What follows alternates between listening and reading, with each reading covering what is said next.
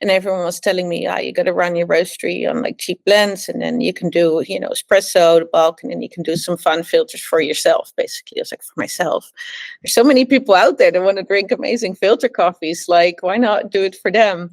As well as for myself. I think haven't we all gone in just because of the excitement and because of the passion? And I think if you start to become too rigid yourself, and I think that's maybe what happened, doing more like, people want some consistent coffees because they keep asking for, we've had this coffee, they want that to be back. But then you maybe lose that spontaneousness and that excitement you have yourself for products. And it's something that translates to the customer base, I guess.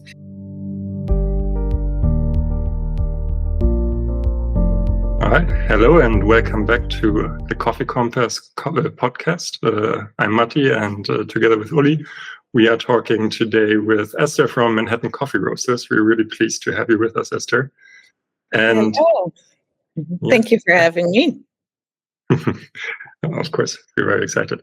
And to kick things off, maybe you could tell us a bit about the origin story of Manhattan Coffee Roaster. We know you've been competing a lot beforehand, also training as a barista. Like, what was your journey to be like a businesswoman in the coffee industry with your own roaster? Well, I think I've always been entrepreneurial. I was just talking to my mom about it the other day, that if I was unsupervised for a little bit, the whole room would have been rebuilt into a store, and I'll be selling to my brother and sister or to the kids in the neighborhood. So I think that's just always been a thing. And then I started in coffee in 2004. So it's really at the start of specialty coffee. So it kind of progressed naturally, where I've done, barista jobs, then manager roles, moved out to London to really learn more, which is really at the height at that point, 2011, 12. And then I think when you've worked for so many companies, but you always behave like an owner in some way, like always gone full force, working around the clock and putting your whole heart to it. At some point it starts dawning on you, and you've learned a lot, that it's maybe time to start doing that for yourself. And then, I'm also stubborn, and so, you have your own ideas on how you would do things. And I think being a barista for so long, I kind of wanted to create like maybe the perfect job I had, like the company that I would have wanted to work at. And so I started in 2014 with my own coffee catering business, because I've always been in coffee on events. So like exhibitions, festivals, weddings, everything. And I started for myself 2014, which was, really, really fantastic to do, like all over Europe, sometimes outside. So running that for a few years, I was buying a lot of coffee from some amazing roasteries, which was a lot of fun. But at some point, it came to that place where, like, I'm buying so much coffee, but it's the only part of the process that I'm not in control in, and after such a long career as well, it's a great expansion of your coffee steps and knowledge, and so starting a roastery kind of made sense due to being your own loyal customer to begin with, and being able to choose the coffee that you're also serving, and it all fell together with an opportunity at a restaurant here in Rotterdam. That needed someone to roast. He asked me, but I was like, I'm not going to go back into a job, but I think we can work out a collaboration, roast the coffee, what you need, but we can start up basically, starting roasting for my coffee catering business, and then started roasting for a barista competitor. And so that kicked off quite quickly, because he won and went to the World Championship. So and then it really kicked off from there with Manhattan. It's very interesting. And the kicking off with the competition, was that then the sign for you, okay, there's a lot of potential in the roasting business? And did you stop the catering business, or did you No, run both? I still run the coffee catering business. It's still a client of Manhattan. It's also a great way to introduce specialty coffee to people that might not step into a specialty coffee place themselves. So that's really exciting. We get to bring the coffee everywhere, basically. So that's great.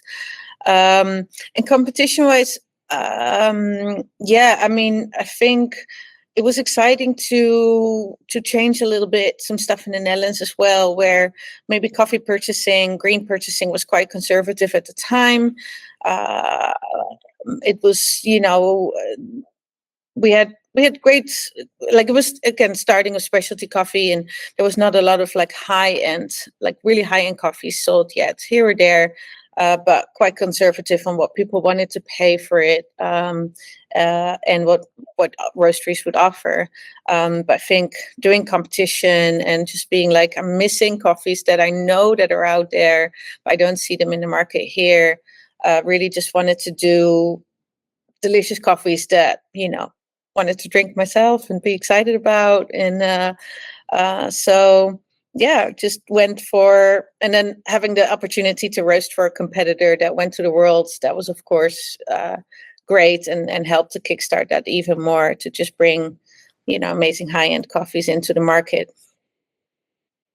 Yes. You mentioned in the beginning the industry was a bit more conservative. Mm-hmm.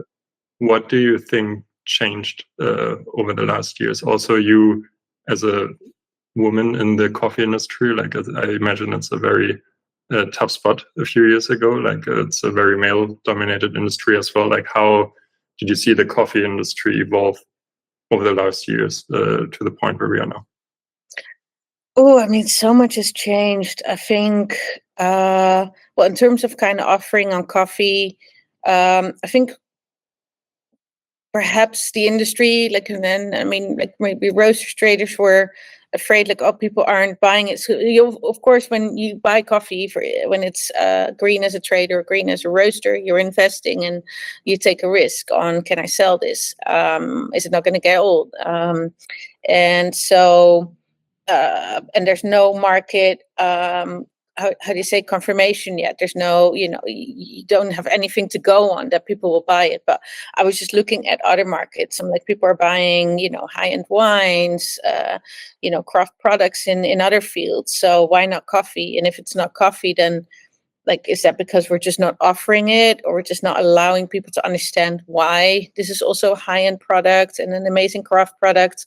So just, offering it was already just something to do. And of course, you got to find the right sweet spots and the right coffees, and those a bit trial and error. But so I think that was a big thing, just literally daring to bring it into the market. And then as a woman in the industry, I mean, the roastery I worked in, or the company I worked in London, was, when I came there, full male team, and it wasn't always easy, but and of course competing as well, starting out, or but I think showing passion always helps, just doing what you set out to do, and don't really mind perception or what other people are doing in a way.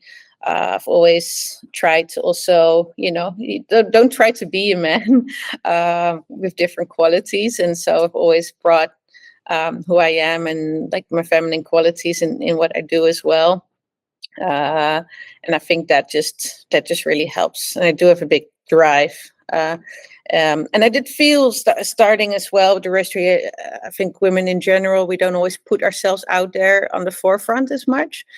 And that's something that's on us. And I think I realized that we tend to work really hard in the background. And so I realized, if I want to see more women in the industry thrive and be at the forefront, I need to kind of do that myself. So just putting yourself out there, and showing that you can, and in combination with showing vulnerability as well, the hardships of it, or anything like that. I think that really, helps to motivate other women to do the same.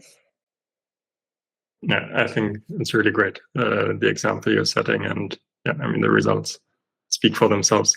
And you mentioned the green coffee, and I want to maybe dig a little deeper on how you work with producers for your lots. Like, do you visit them in the origin countries?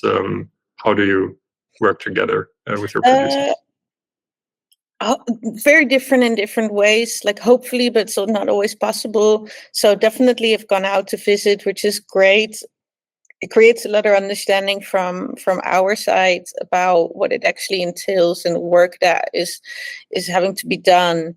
I mean, just like picking a cherry, you're like, okay, like you have to pick a cherry, but you don't realize it's on a steep hill and you have to carry it, back up. No machinery can kind of reach there. So these things, I think, you can only realize when you're there. It will create more respect of what's happening and more understanding. I mean, most people, I think, in the coffee industry do what we do because of our love for the product, but also our love for the people in it. And so hearing that personal story, like family owned, or like how they got to producing specialty coffee, has always been super inspiring, and something you also want to then communicate to your clients, and not in a way of like using that story, but in a way of again making them understand how many people are working on it, and what drives them, and that's why specialty coffee is so amazing.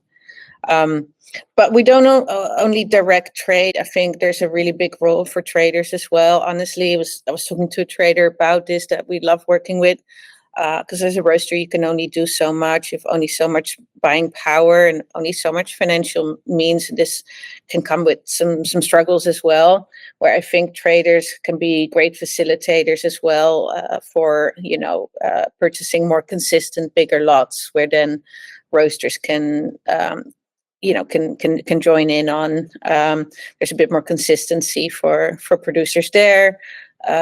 So I love direct trade where there's direct connections, but we do sometimes then go to a trader for facilitating that. So I think that's great, where maybe you're the one that created a relationship and are found a coffee or a person that you love working with, but then find a trader to start cooperating on the logistics and financial sides to just streamline it.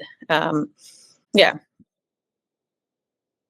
I see. So origin transparency can become quite complex for the consumer to understand, especially if you have like middlemen in between. How do you think we can make the end users, like who brew the coffee at home, understand like this whole value chain that you just described, and as you also said, not to like use that story, but to like appreciate like all the effort that's going into the final cup in the end? Yeah, I think it'd be really difficult. I mean, even having a transparency report, if you don't understand the transparency report, you don't understand living wages, you don't understand how many hours go into it, or it's hard to understand if it's a fair price.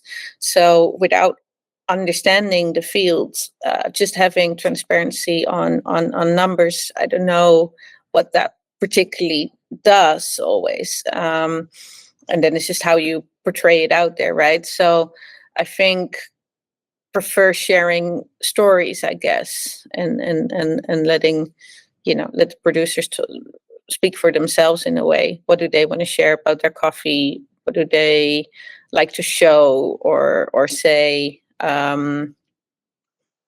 I think that can be important. And then there's coffees that are not connected to anyone in particular, right? Like if you get a coffee from Ethiopia, there might be the washing station owner, but the actual farmers, like, I've never seen their faces, right? They bring their coffees to collection points, and you don't really get to meet them in any way, which makes that connection really difficult. But then those coffees are very important to a lot of people.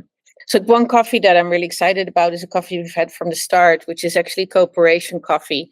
So I had no face or name to it at the beginning, but did realize it was important because about 400 small farm holders contribute to it. And when you're upping quality and upping prices that you pay for it, this affects a lot more people than, I say sometimes farmers and producers, where a producer is, sometimes more well known. They have their own facilities for drying, for fermenting. Then you have farmers that might have 1 hectare of coffee, and they've got cattle, they've got plantain or avocados or things like this. But yeah, it can be even more important to them to have a coffee come into a space where you care for the quality and then can agree for some fair pricing. And this has been quite exciting. So it's a lot from Colombia that we've been working with. And I went there in the end. I went to the collection points. I went to several farmers. And so even though this is a coffee that you probably won't see out on any barista competitions, it's one that makes me very excited because it just affects a lot more people. And again, this wouldn't have been possible without a trader, a coffee like that, because it's like we're not the only one having this coffee. And I think those kind of routes and ways of working together, there's a lot of investment from the trader back into the projects there. So and we've always worked with them on, we're sometimes pushing, we need, the first time this coffee arrived, it came straight into the jute bag. And so we're like, okay, guys, we love the coffee, but it's got to be in grain pro to, preserve quality there. And then asked for, can it be without some less defects? We know this coffee can be amazing. And throughout the years, like we just had a new harvest in, and such a beautiful coffee. So yeah, it's the Vianney from Colombia, from Cundinamarca, and it's just exciting to see that coffee step up every year and be a part of that. Nice. Yeah, it's great to see that these long relationships over the years really bring out great results in the end. I want to switch gears a little bit. So as most of us know, and our listeners, like Manhattan is very notorious for great filter coffee.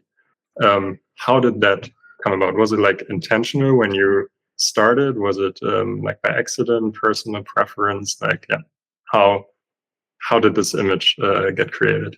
Definitely intentional and not easy to start with. I mean, when starting the roastery, I remember, doing like a panel as well, where again we talked about the price of coffee, what were people willing to buy, and everyone was telling me, you got to run your roastery on like cheap blends, and then you can do espresso, the bulk, and then you can do some fun filters for yourself. Basically, I was like, for myself, there's so many people out there that want to drink amazing filter coffees. Like, why not do it for them as well as for myself? And so.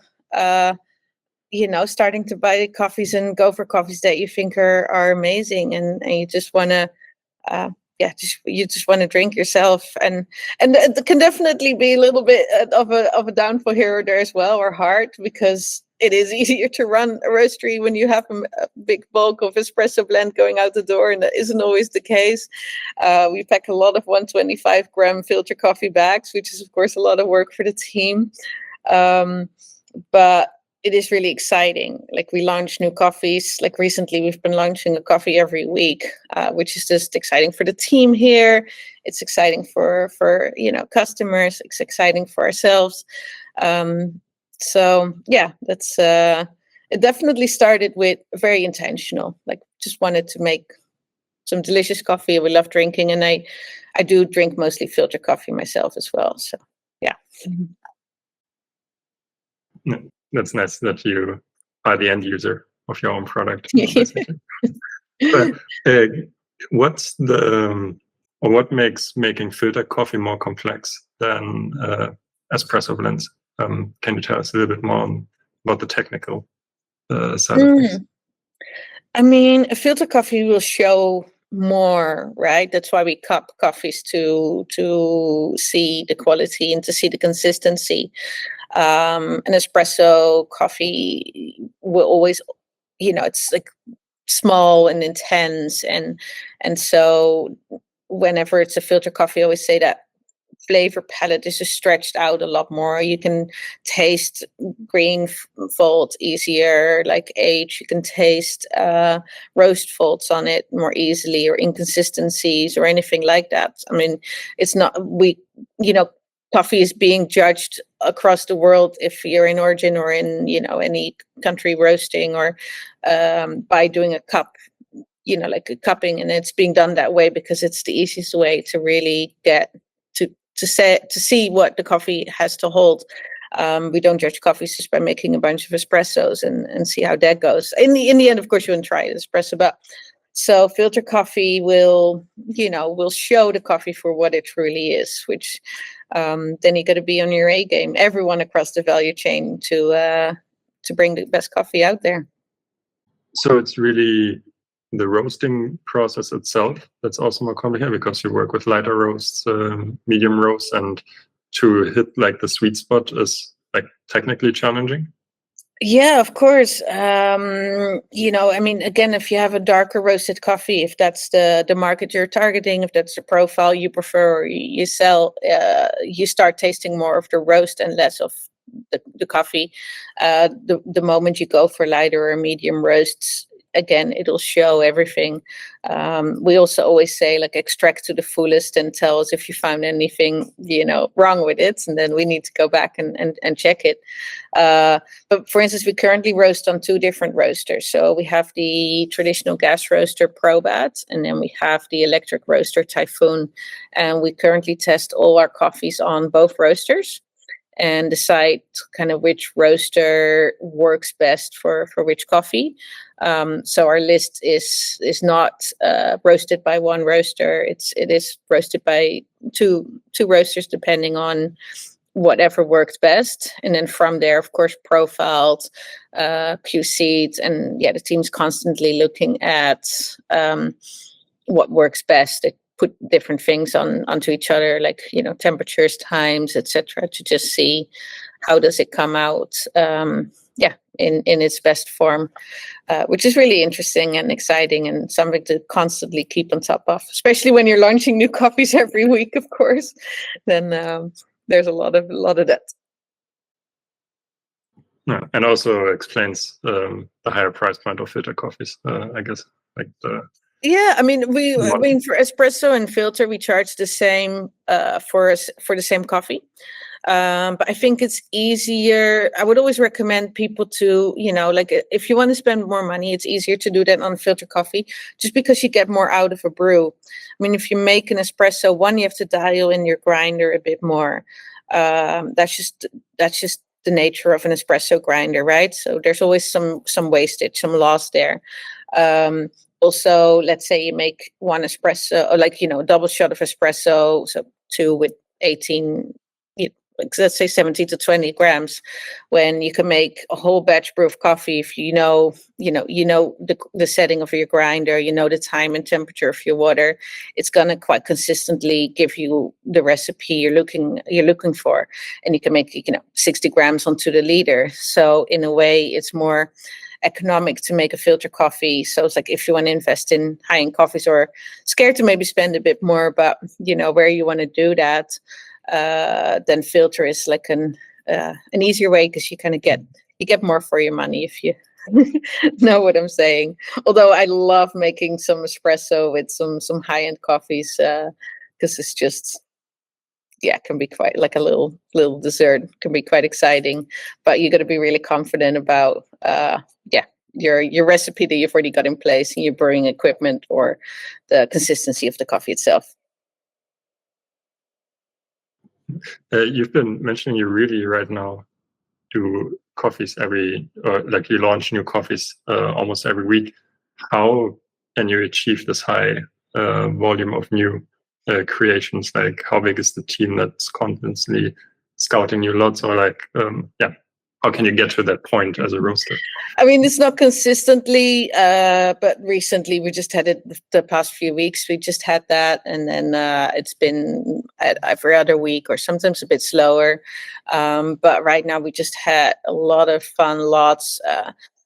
it's always trial and error in the roastery, right? And like growing, first we stuck to, okay, we need more consistent lots, some bigger lots, but you lose kind of diversity on the list and some excitement. And so recently we've just been buying some like more smaller lots as well.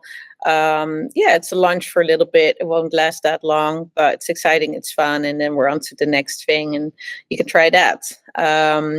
And this is, I mean, we've got a whole team where with a lot of experienced and knowledgeable people. So we all have different avenues and different things that we like, or different producers or traders that we might know. And so it's really a team effort where we all kind of group together and think about it, ask, get some samples in, discuss where to get some from, and then have major cuppings and decide on what we want to do.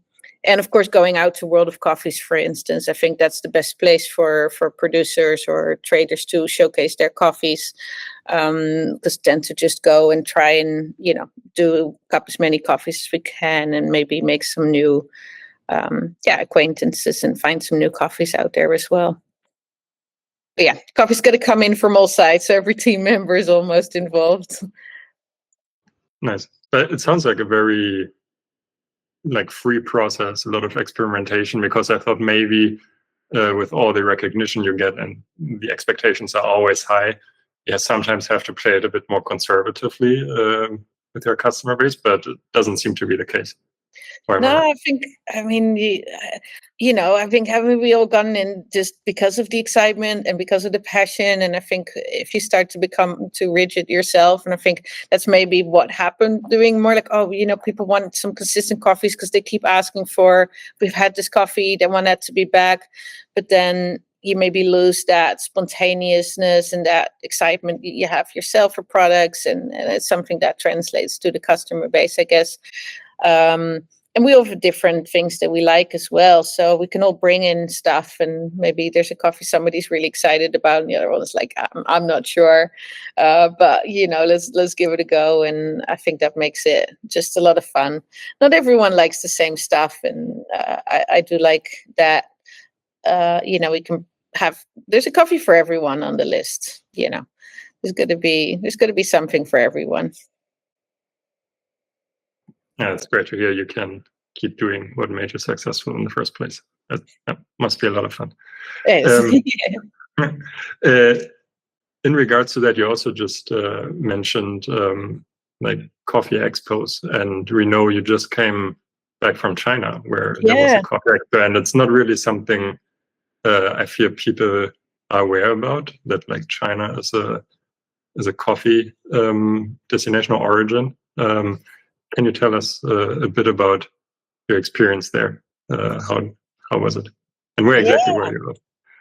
So we were in Shanghai, China, and it's actually the second year that we've now done this festival, which is so much fun. The people there are so excited for coffee, so excited to try everything and anything, while also knowing what they like. And I was there also in May doing a bit of a tour. And I mean, the excitement for people to just try these coffees and be able to taste them, but from your own hand as well. They may have had the coffee, but now there's a person to it as well that comes to talk about it and serve it to them. And it's a really rewarding place to be at. Yeah, very, very much excitement. The festival was, very well visited, so many people. Last year there were a few international roasters. Now there were a lot more, and they just want to try everything. So basically queue for the whole day, for 5 days long, serving all sorts of coffees. We did also milky coffees because it's something they really like drinking there, to having filter coffees. And so yeah, it's a really exciting place to be at, and that right in the middle of the business center with the high rises all around you. But then with your feet in the grass, and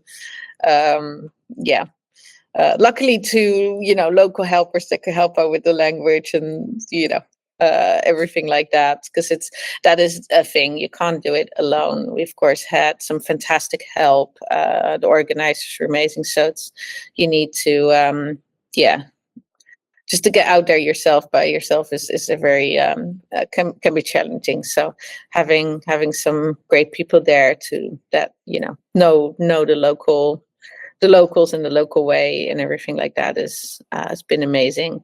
And then right now we've actually, after we've left, we're in the Coffee Cube, which is also in the same park, for the next month as a full takeover. So it's a whole Manhattan cafe right now, in Shanghai, which is really exciting, and it's also been kicking off. So you didn't just visit basically for sourcing coffees, but also China is a potential consumer market for you. Yeah, I mean, I've been really excited we haven't had a Chinese coffee on the list yet, but honestly, the quality's been improving a lot. And every time I taste them, I can see that. And it's very exciting. So it's something I would love to get on. But it's a great consumer market. And of course, it can be harder because it's not the same, like it's a different kind of market. They use different channels than we use here. But it's an exciting market because the people are just very excited about specialty coffee, and that's just a lot of fun. So yeah. Yeah, it's been changing a lot. I myself, I spent quite some time in China as well, like first time like 7 years ago, and you couldn't find any like cute cafes where you just like sit, have a coffee. It was more like the to-go culture, like Luckin coffee is like the biggest thing where you get your latte for like €2 or something like that. And then this year I've been on Hainan, which is also actually a origin part, like Yunnan and Hainan. And it was very different. Like you do have specialty coffee cafes that serve filter coffee, for example. It's sometimes hard to find, but the big metropolises, like you said, Shanghai, Beijing, they're really changing. Amazing specialty cafes. They're really, really exciting. And I think also cafes, again, we can learn some stuff from as well. Like a type of dedication to the craft and to specialty coffee. It's not for no reason that you can currently see a lot of Asians conquering on the barista competitions as well, right? And barista or latte art or it's that level of dedication to a craft and to a product is admirable, really. Did you also spend some time in like Hong Kong and Japan, because I know those are also like larger hotspots, especially for competition baristas? Hong Kong I've been, but a long time ago.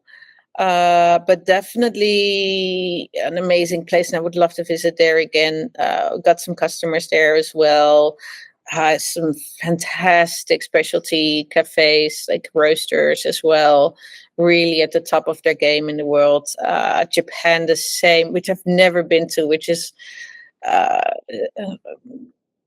in all ways bad on my that's on me. I would love to visit. It's at the top of my list. Again, I think I think they take craft in every direction so seriously, and that's, and now implementing that more and more in coffee is again so exciting.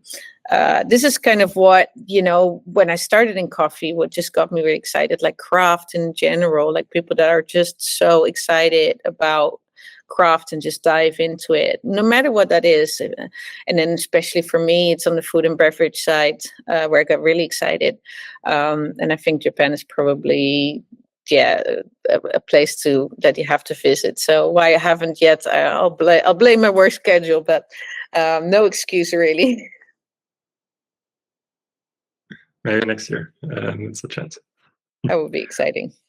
Yeah, but maybe to wrap it up, we already went a little bit into that direction of what could be the future of Manhattan, but maybe there's a different aspect other than Asia of what you're very excited about for Manhattan over the next years. Anything you'd like to share with us? I think something that we've I've been really excited about and want to reach out more to is really the end consumer base as well. We have a web shop that sells all over the world, and of course, like cafe owners, especially if they've been to World of Coffees, if they're in the barista competitions scene. It's been a scene I've worked in since 2004. So there's a lot of people that or you meet each other at coffee festivals, but then luckily these coffee festivals have allowed to sometimes also have you meet the actual end consumers. And every time I meet the end consumer, I'm like, this is so great to hear that direct feedback and to meet them and see the feel they have with your company. And then every time I realize that, definitely not doing enough with that. So, we don't have a cafe, which is something that would be, every time I think about it, I do get really tired on the spot. Every cafe owner knows it's a lot of hard work. But it is a way to reach the end consumer and to be able to be in touch with them straight away. So that would be something that would be very exciting to be able to do at some point.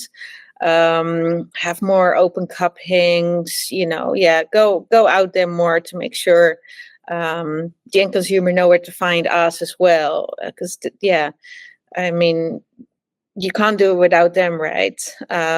We can't in the industry all sell the coffee to each other in a way, and it's also that base that you want to expand, that you want to showcase amazing products to, and so I think being in touch with the end consumer, with everyone that drinks our coffee, I think that's really where I want to push towards. Nice. Hey, when you open your cafe, let us know. Will do. Yeah, of course. More than welcome. Yeah. It's been so nice to have you with us. Esther, we wish you all the best for the next year. Really remarkable what you've achieved. And hope to speak again soon. That would be lovely. I'd love to meet in person at some point for sure. So thank you for having me. Yeah, thank you. Until next time. Bye-bye. Right. Until next time. Bye-bye.